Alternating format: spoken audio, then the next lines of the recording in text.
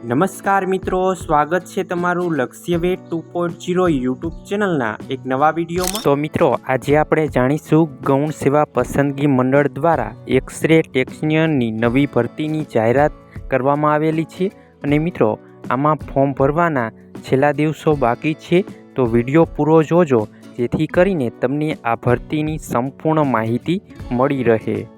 મિત્રો, આજના વિડીયોમાં આપણે શું જોવાના છીએ તેની પર એક નજર કરીએ તો જગ્યાઓની વિગત, લાયકાત અને ઉંમર, પગાર ધોરણ, પરીક્ષા પદ્ધતિ શું છે અને ફોર્મ ભરવાની પ્રક્રિયા શું છે તેની સંપૂર્ણ ચર્ચા આજના વિડીયોમાં કરવાના છીએ। તો મિત્રો, તમે આપણી યુટ્યુબ ચેનલ પર નવા હોય તો ચેનલને અત્યારે સબસ્ક્રાઈબ કરી દેજો જેથી કરીને તમને આવી જ ભરતીની અવનવી માહિતી મળતી રહે। તો ચાલો મિત્રો, વિડીયોની શરૂઆત કરીએ। તો મિત્રો, આ ભરતી આરોગ્ય અને પરિવાર કલ્યાણ વિભાગ દ્વારા બહાર પાડવામાં આવેલી છે, જેમાં એક્સ-રે ટેકનિશિયનની વર્ગ 3 પંચાયત સેવા પસંદગી મંડળ દ્વારા આ ભરતી બહાર પાડવામાં આવેલી છે। હવે મિત્રો, જગ્યાઓની વાત કરીએ તો ટોટલ આમાં 246 જગ્યાઓ બહાર પાડવામાં આવેલી છે, જેમાં જનરલમાં 65, ઈડબ્લ્યુએસમાં 24, એસીબીસીમાં 82, એસસીમાં 20, એસટીમાં 56, આમ ટોટલ 246 જગ્યાઓ પર આ ભરતી બહાર પાડવામાં આવેલી છે અને આમાં મહિલા ઉમેદવારો માટે અનામત નિયમ મુજબ જગ્યાઓ રાખવામાં આવેલી છે। હવે મિત્રો, આ ભરતીમાં આકર્ષક પગાર ધોરણની વાત કરીએ તો પ્રથમ 5 વર્ષ માટે તમને રૂપિયા પ્રતિ માસ 40,800 મળશે અને 5 વર્ષ પછી લેવલ 6 મુજબ તમને 1,12,400 સુધી આમાં પગાર મળવાપાત્ર છે। આગળ મિત્રો, ઉંમર મર્યાદા અને છૂટછાટની વાત કરીએ તો તમારી ઉંમર 18 વર્ષથી 36 વર્ષની વચ્ચે હોવી જોઈએ અને મિત્રો આમાં છૂટછાટની વાત કરીએ તો અનામત વર્ગ, મહિલા ઉમેદવાર, દિવ્યાંગ, માજી સૈનિકને આમાં છૂટછાટ મળવાપાત્ર છે। હવે મિત્રો, જાણી લઈએ અરજી કરવા માટે તમારી શૈક્ષણિક લાયકાત શું હોવી જોઈએ। તો તમે બીએસસી ડિગ્રી વિજ્ઞાનમાં સ્નાતક હોવા જોઈએ અને માન્યતા પ્રાપ્ત એક્સ-રે ટેકનિશિયન કોર્સ પાસ કરેલો હોવો જોઈએ અને તમારી પાસે કમ્પ્યુટરનું પાયાનું જ્ઞાન હોવું જોઈએ। ગુજરાતી અને હિન્દી ભાષાનું જ્ઞાન હોવું જોઈએ।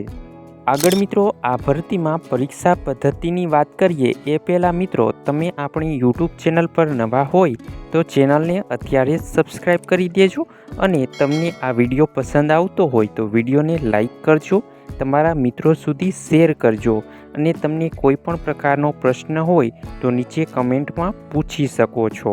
મિત્રો, આમાં CBRT MCQ દ્વારા પરીક્ષા લેવામાં આવશે અને પાર્ટ એમાં તમને તાર્કિક કસોટી એટલે કે રીઝનિંગના 30 ગુણ, ગણિતના 30 ગુણ અને બંધારણ, વર્તમાન પ્રવાહ અને ગુજરાતી અંગ્રેજીના 30 ગુણ, આમ ટોટલ પાર્ટ એ 90 ગુણનો પૂછવામાં આવશે।